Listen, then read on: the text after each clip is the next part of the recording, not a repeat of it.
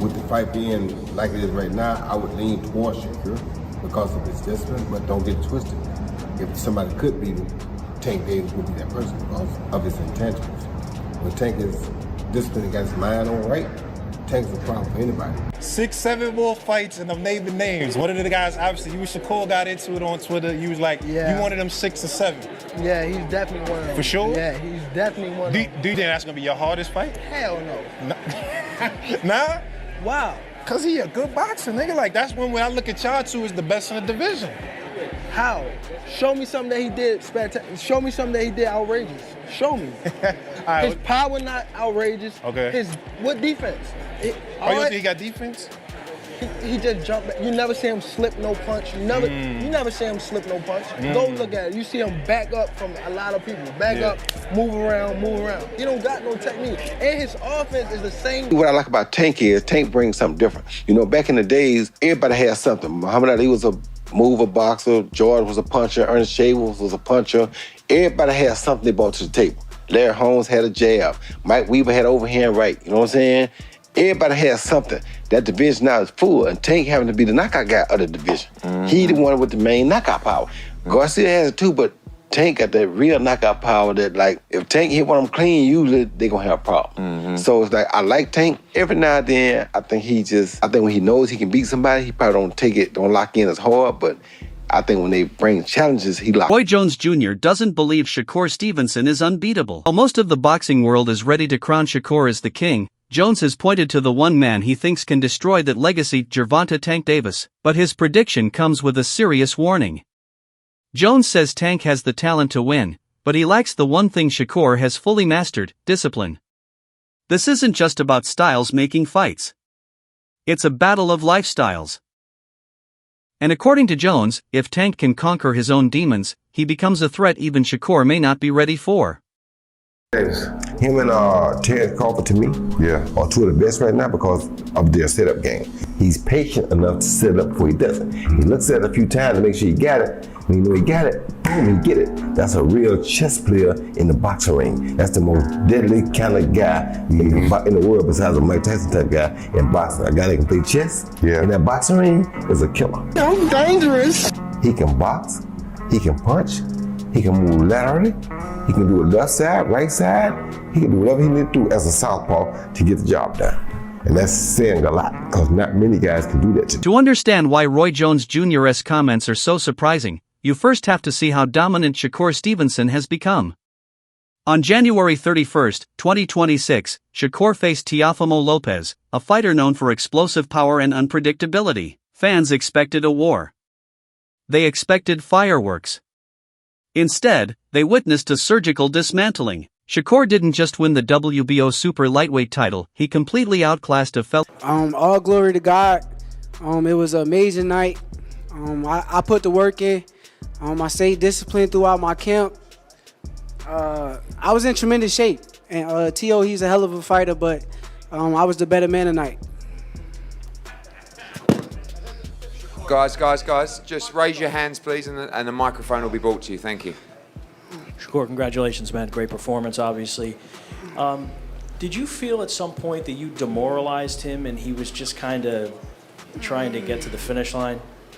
Yeah, I definitely did. I feel like he's a fighter, so he tried to fight back.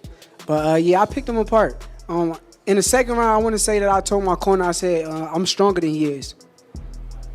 Did you feel like you hurt him at any point in the fight? Yeah, for sure. I hurt him a couple of times. My jab, my left hand to the body, my left hand up top. I put on a great show tonight. Obviously a great performance against your best opponent. Any disappointment that you didn't stop him? Because you said even during the fight you wanted to stop him.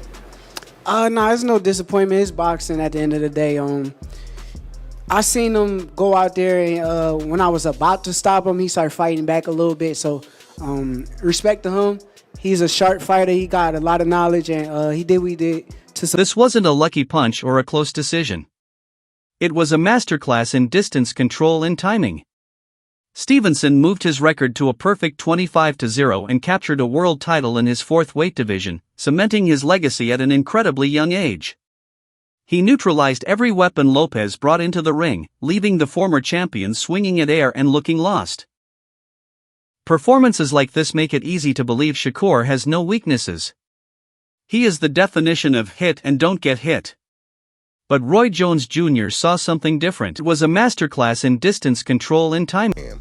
His whole thing was to try to make Shakur mad enough to come out and try to trade with him early. That's why he had all the jokes he had. That's why he was doing all the antics.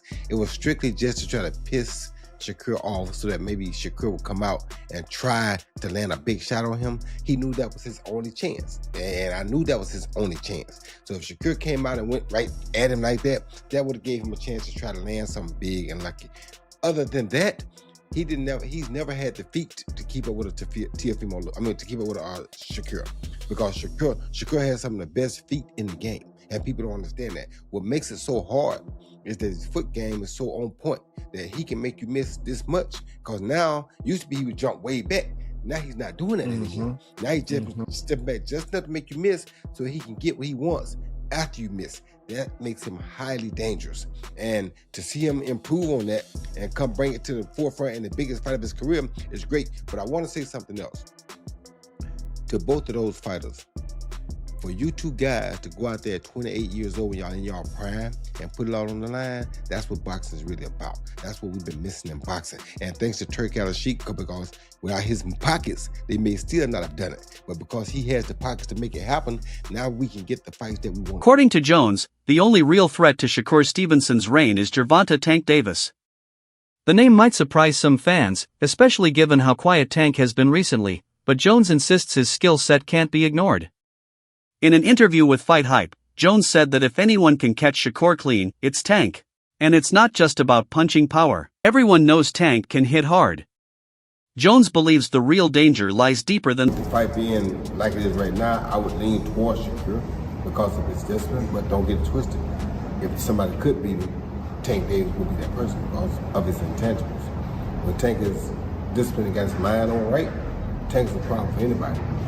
Tank can fight better than most people think he can. It's just that sometimes his outside antics get the better of him, and it makes people think less of him, but don't underestimate Tank Davis. If Tank is motivated and ready to fight. This isn't just about a powerful left hand, it's about fight IQ. Jones argues that Tank's intelligence inside the ring is severely underrated. He sets traps, reads patterns, and carries an explosive trigger that can end a fight in a single moment, even when he's behind on the scorecards.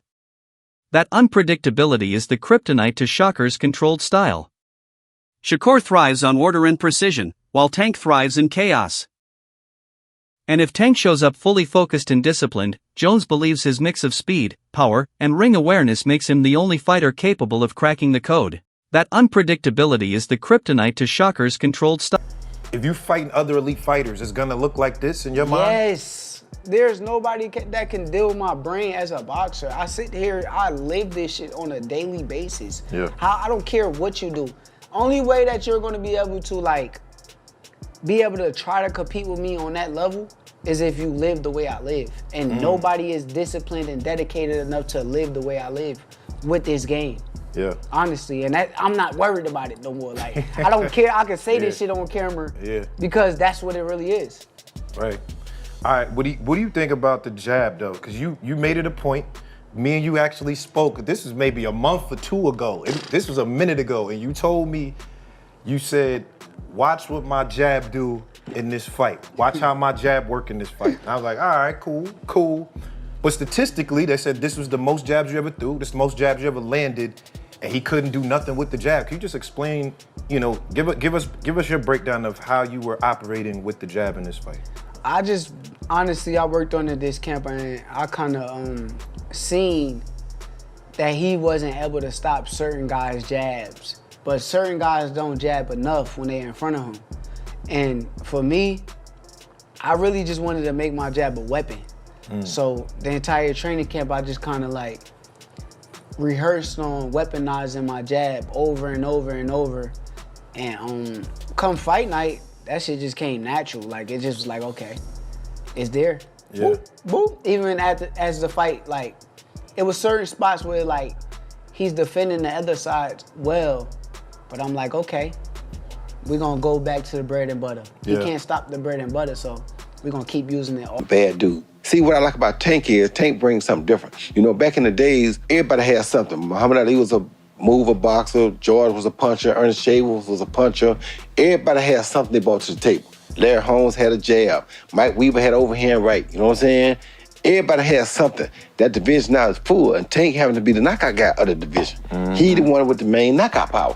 Garcia has it too, but Tank got that real knockout power that, like, if Tank hit one of them clean, usually they gonna have a problem. So it's like, I like Tank. Every now and then, I think when he knows he can beat somebody, he probably don't lock in as hard, but I think when they bring challenges, he locks in. Yeah, he fights to the level of his competition. He was doing that a lot. And he got to be careful of that. 2 fights ago, he was really doing that. You feel me? So you got to be careful of that, because if you come in and think somebody is not at your level and you underestimate them, it can get you beat. So that's the only thing I think you got to be careful of. Other than that, Tank is a really good fighter.